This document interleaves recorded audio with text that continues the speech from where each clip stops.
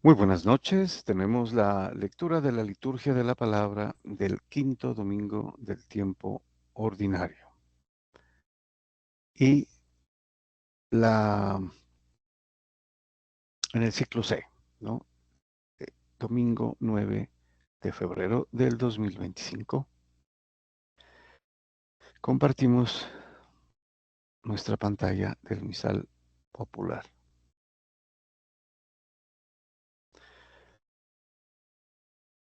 Muy bien, ya tenemos entonces nuestro texto. Vamos a la primera lectura del quinto domingo del tiempo ordinario. Tenemos la lectura del libro del profeta Isaías, versículos primero y segundo A y tercero y 8 hasta el 8 del capítulo sexto. Muy bien. Nos dice entonces el profeta Isaías: el año de la muerte del rey Osías, vi al Señor sentado sobre un trono alto y excelso. La orla de su manto llenaba el templo. Bueno, entonces esa es una de las pocos, pero muy importantes ejemplos de teofanías, ¿no? En las que un profeta ve a Dios. Y estamos en el Antiguo Testamento. Entonces la certeza que tenían los judíos es que nadie podía ver a Dios, ¿no? Porque moría instantáneamente.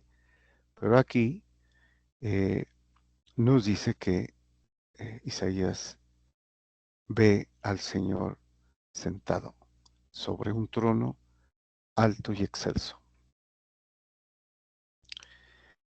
Continúa entonces el profeta Isaías. Junto a él estaban los serafines y se gritaban uno a otro diciendo: Santo, Santo, Santo es el Señor del universo. Llena está la tierra de su gloria.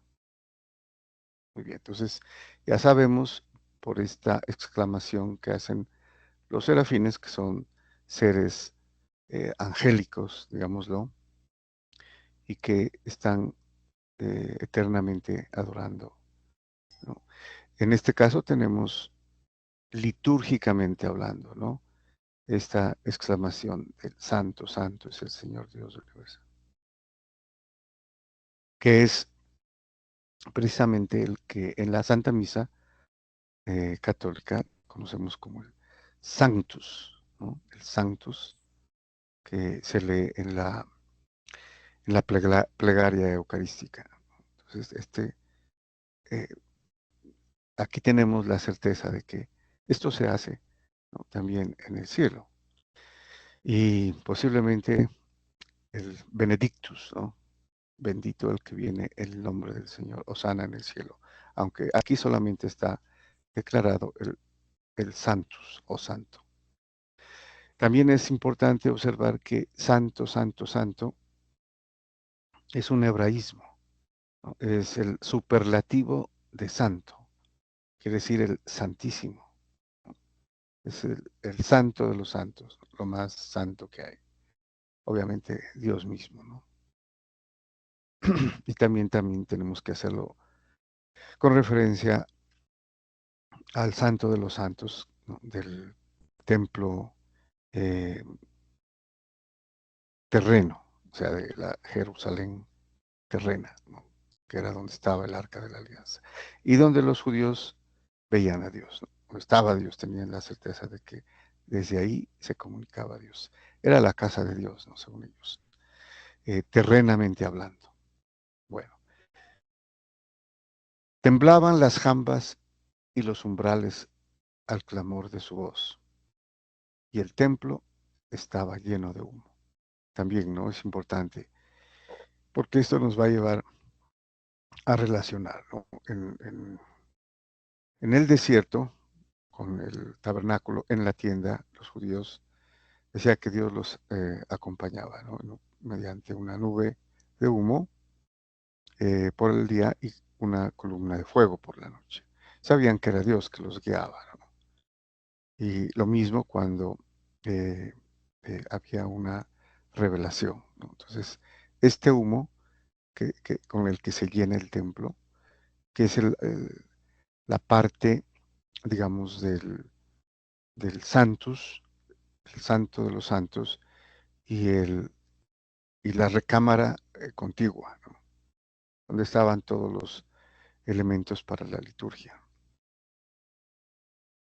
Continúa Isaías diciendo, yo dije, ay de mí, estoy perdido, yo, hombre de labios impuros, que habito en medio de gente de labios impuros, he visto con mis ojos al Rey, Señor del universo. O sea, aquí lo certifica, ¿no? Lo enfatiza. He visto a Dios, dice. He visto con mis ojos al Rey, Señor del universo.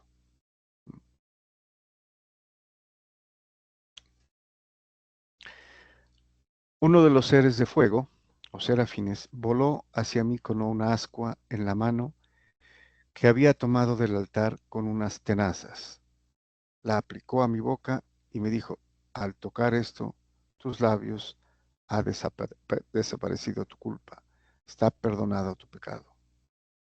Bueno, entonces sabemos que eh, todos los seres humanos, desde el pecado de Adán, somos pecadores, ¿no? Y aquí se reconoce, ¿no? Isaías, que es impuro, dice, hombre de labios impuros. La solución es que uno de los serafines se acerca con una brasa, digamos, ¿no? Una brasa en una tenaza y obviamente del altar, ¿no? Donde se quemaban los, eh, las víctimas, ¿no? Los sacrificios. Tocó los labios del profeta Isaías con esta brasa de fuego y le dijo que sus pecados estaban perdonados. Entonces escuché la voz del Señor que decía, ¿a quién enviaré? ¿Y quién irá por nosotros? Contesté, aquí estoy, mándame. O sea, aquí estoy, envíame. ¿No? Que es el shalach del hebreo, es enviar o el enviado, que en el griego es apostoloi, enviados también. Bueno, aquí importante también es observar que Dios mismo dice, ¿quién irá por nosotros? Entonces es importante porque nosotros, ¿no?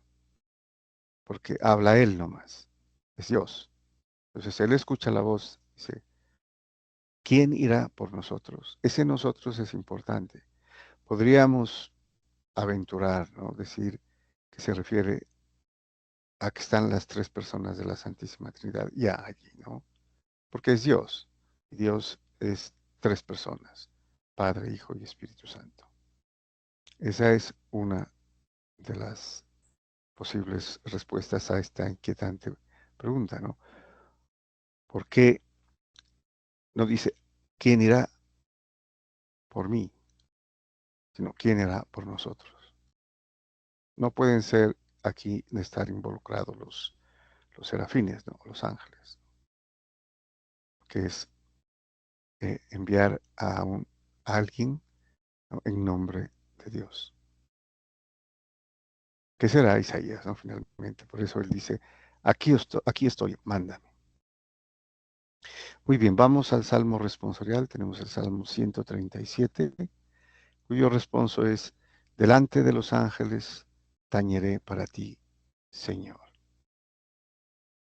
Bueno, este es un salmo de acción de gracias, ¿no? Como lo, eh, lo determina el primer versículo.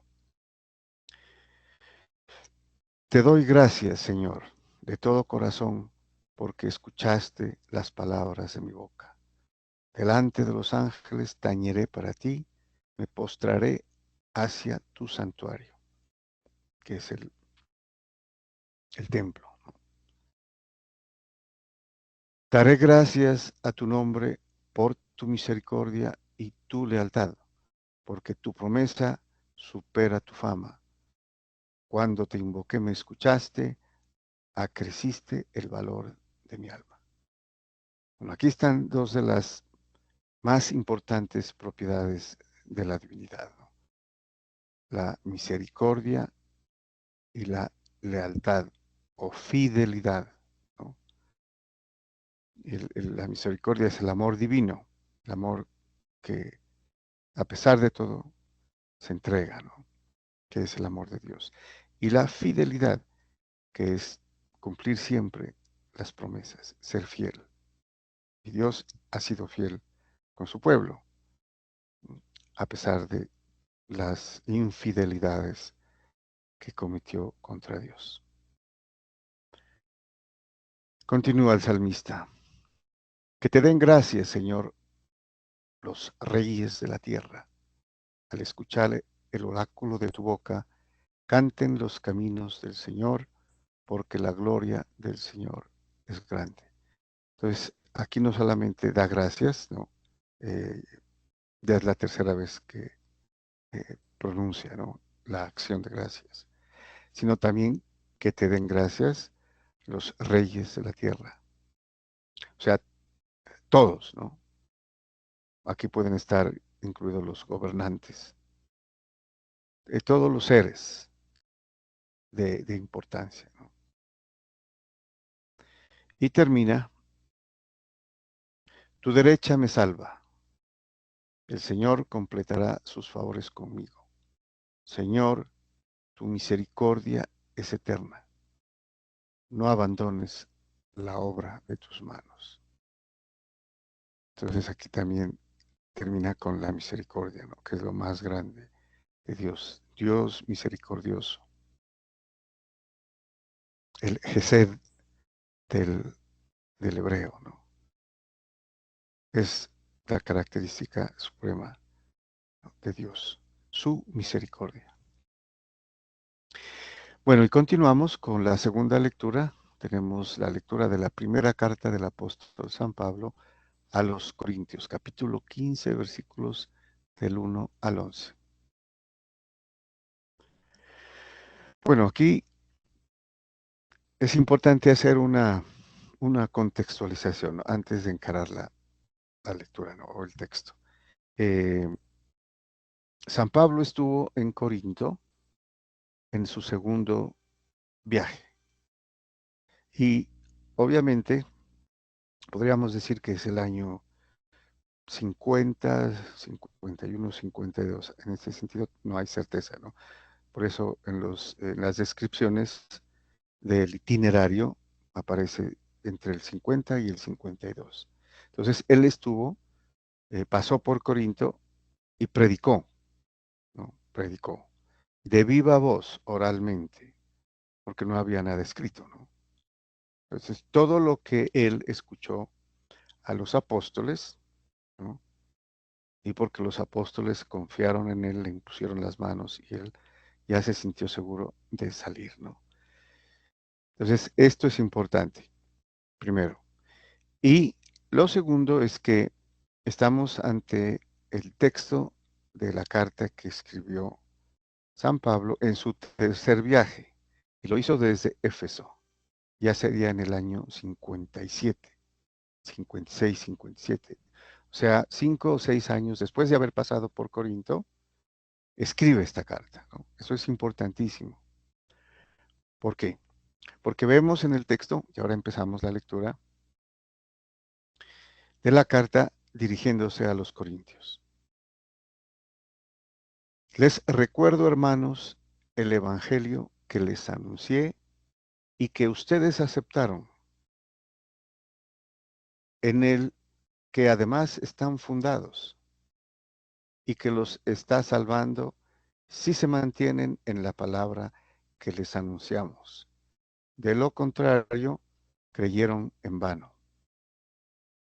Entonces, importante, aquí cuando les escribe, les dice, les recuerdo, ¿no? Que los visité hace 5 o 6 años. y les prediqué el Evangelio. Y ustedes aceptaron. Si se mantienen en la palabra que les anunciamos. No la cambien, quiere decir, porque esa es la transmisión apostólica de la predicación que hizo Pablo, ¿no? De acuerdo a lo que recibió de los apóstoles, ¿no? Recuerden, es importante, él vivió 15 días con Pedro. Entonces Pedro tuvo que haberle instruido, formado, educado en la palabra también, ¿no? Después de su conversión. Bueno, aquí viene una parte importante, ¿no? Porque yo les transmití en primer lugar lo que también yo recibí. Pues aquí nos detenemos un momentico porque hay dos cosas importantes, ¿no? Que a veces se pone en duda, especialmente por los hermanos separados, ¿no? Porque ellos piensan que la Biblia estaba desde el comienzo, ¿no? Y obviamente no es así. Entonces, Pablo y los apóstoles predicaron, evangelizaron de viva voz, oralmente, durante décadas, ¿no? Todavía no había Biblia. Y la Biblia, no la Biblia, sino que los libros, uno por uno, se empezaron a escribir tal vez desde el año 60, ¿no? En adelante. Y si hubo alguno que otro un poco antes, posiblemente el libro de Santiago, Santiago el Menor, el primer obispo de Jerusalén, era un libro, ¿no? Todavía no estaba canonizado como texto revelado. Esto solamente sucede en el siglo cuarto, ¿no? Cuando la iglesia determina qué libros son verdaderamente inspirados. Entonces, esta primera observación es importante. Todos están durante décadas transmitiendo el Evangelio oralmente, ¿no? Ahora, obviamente que esto no es esfuerzo humano solamente, ¿no?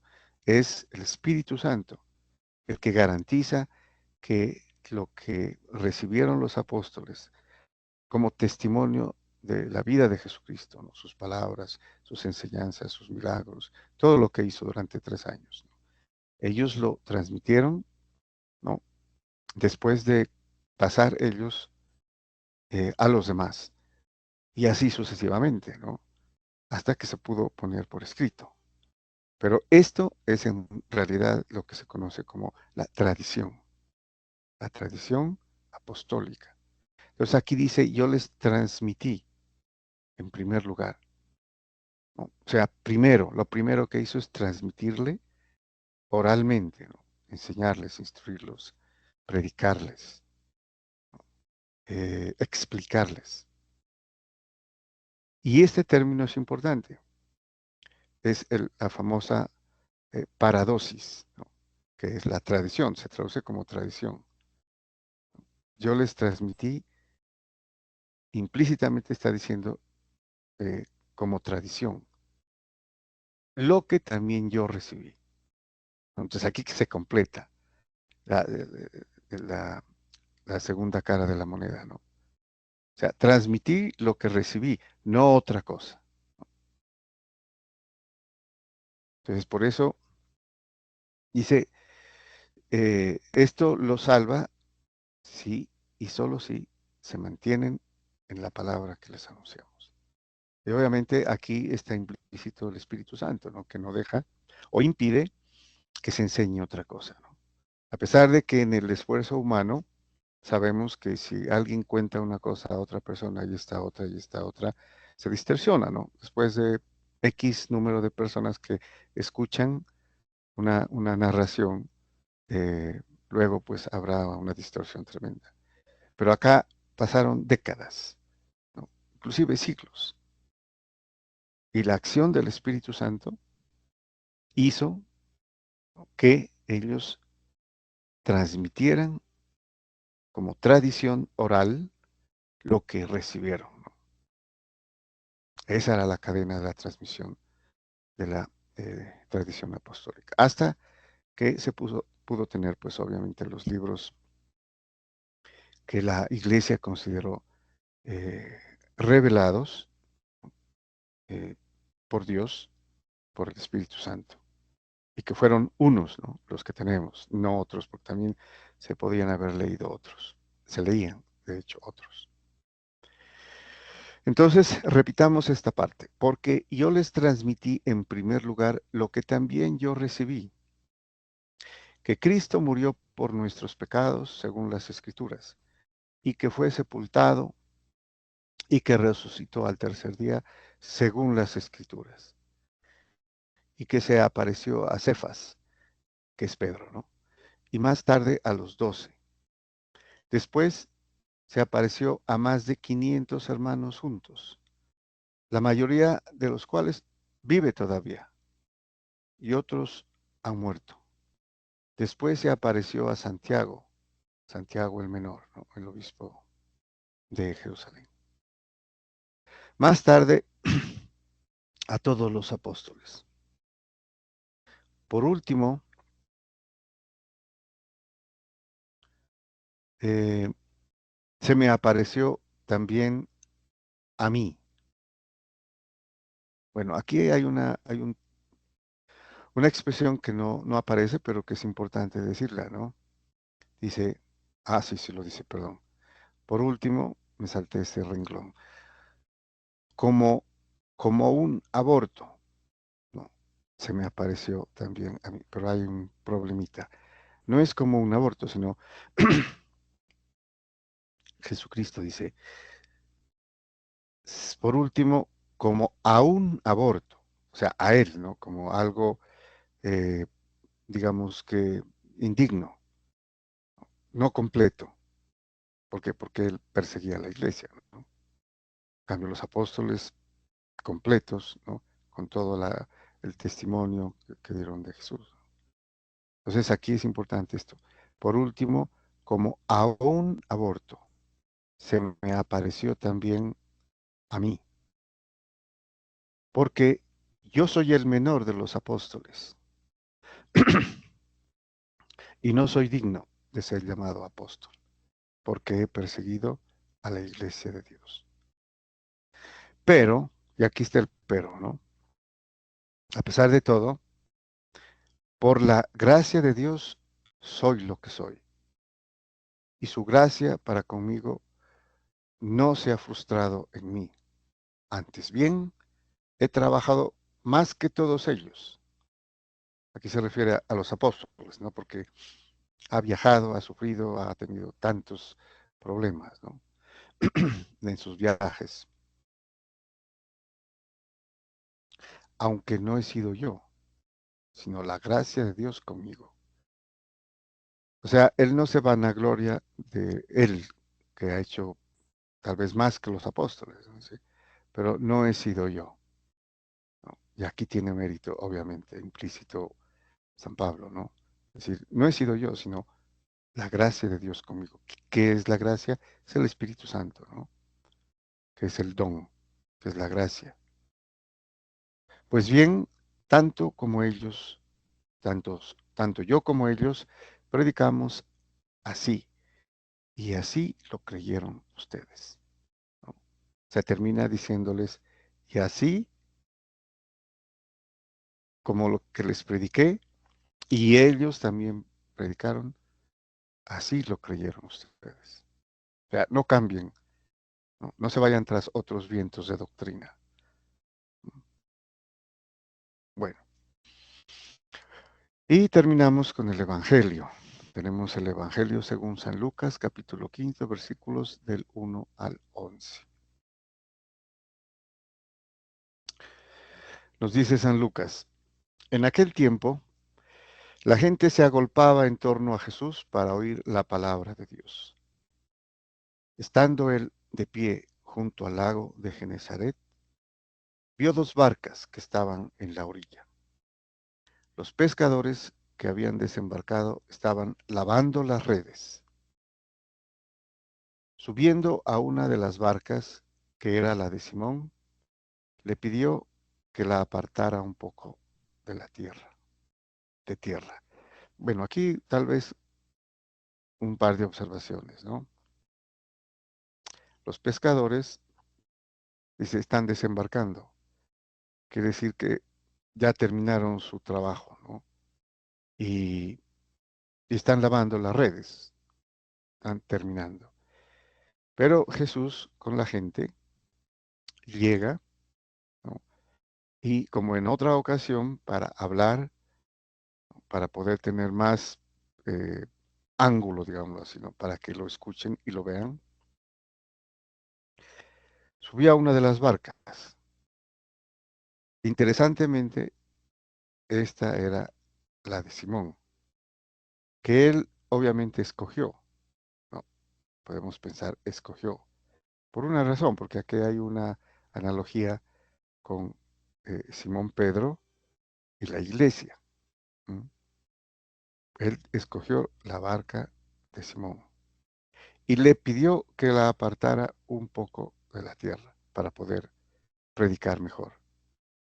Entonces, la barca de Pedro es una analogía o una figura de la futura, en ese momento, iglesia, ¿no? Que a empezar. Iba a empezar, obviamente, con la predicación. Jesús precisamente predica desde esta barca, que es la barca de Pedro. Desde la barca, sentado, enseñaba a la gente. Cuando acabó de hablar, dijo a Simón, Simón Pedro, rema mar adentro y echen sus redes para la pesca. Simón respondió Simón y dijo, Maestro, hemos estado bregando toda la noche y no hemos recogido nada, pero por tu palabra echaré las redes. Entonces aquí no vemos solamente una propuesta y una respuesta, ¿no? Algo más profundo. Obviamente es la barca de Pedro. Después de predicar, ¿sí? Y sabiendo Jesús que no habían cogido nada, ¿no? A pesar de eso, les dice, rema mar adentro, Simón, y echen sus redes para la pesca. Se dirige a Simón Pedro, pero le incluye a los que estaban con él, que eran Santiago, Juan y Andrés, su hermano, ¿no? Posiblemente otros también. Y eh, incluso antes de haberlos escogido, ¿no? Pues aquí está la obediencia que hace Pedro a pesar de que inclusive lo dice, ¿no? Hemos estado bregando toda la noche, ya estaban terminando, ¿no? Y no hemos recogido nada, pero por tu palabra echaré las redes. Y continúa. Y puestos a la obra, hicieron una redada tan grande de peces que las redes comenzaban a reventarse. Pues miren, ¿no? Siguiendo con la analogía de la iglesia, miren lo que hace Jesucristo cuando Pedro, que es a quien se dirige, obedece, echa las redes. Y a pesar de todo lo que les había pasado la noche anterior, recogen a reventar, ¿no? Peces, pescados. Y continúa, entonces, haciendo señas, o hicieron señas a sus compañeros que estaban en la otra barca, que eran dos barcas, ¿no? Para que vinieran a echarles una mano o ayudarles. Vinieron y llenaron las dos barcas hasta el punto de que casi se hundían. Bueno, entonces no podría ni siquiera imaginarse, ¿no? Tal cantidad de pescado, ¿no? Y posiblemente en poco tiempo, solo porque Jesucristo subido en la barca de Pedro, le pidió que echaran las redes. Y ese echar las redes, para que haya tanta buena pesca, ¿no? Enorme, abundante, es precisamente lo que luego le va a decir, ¿no? Como en realidad lo que debe pescar, o la verdadera pesca. Al ver esto, Simón Pedro se echó a los pies de Jesús diciendo, Señor, apártate de mí que soy un hombre pecador. Y es que el estupor se había apoderado de él y de los que estaban con él, por la redada de peces que habían recogido. Y lo mismo les pasaba a Santiago y a Juan, hijos de Zebedeo, que eran compañeros de Simón. Y Jesús dijo a Simón, no temas, desde ahora serás pescador de hombres. Entonces sacaron las barcas a tierra y dejándolo todo, lo siguieron. Entonces, qué hermosura de, eh, de literatura, ¿no? Y la figura literaria que hay aquí, en la pesca milagrosa, digámoslo así, ¿no? Que es lo que va a hacer Pedro en la iglesia o a la cabeza de la iglesia. Lo hará el Señor Jesús, pescador de hombres. Y dejándolo todo, lo siguieron. Todo, ¿no? Y incluido familias, todo. No solamente las barcas, ¿no? Que sirvieron al efecto de la analogía o de la figura, ¿no? En figura aquí estaba la iglesia y la función de la iglesia, ¿no? La misión, el evangelio. Muy bien, muchas gracias y bendiciones.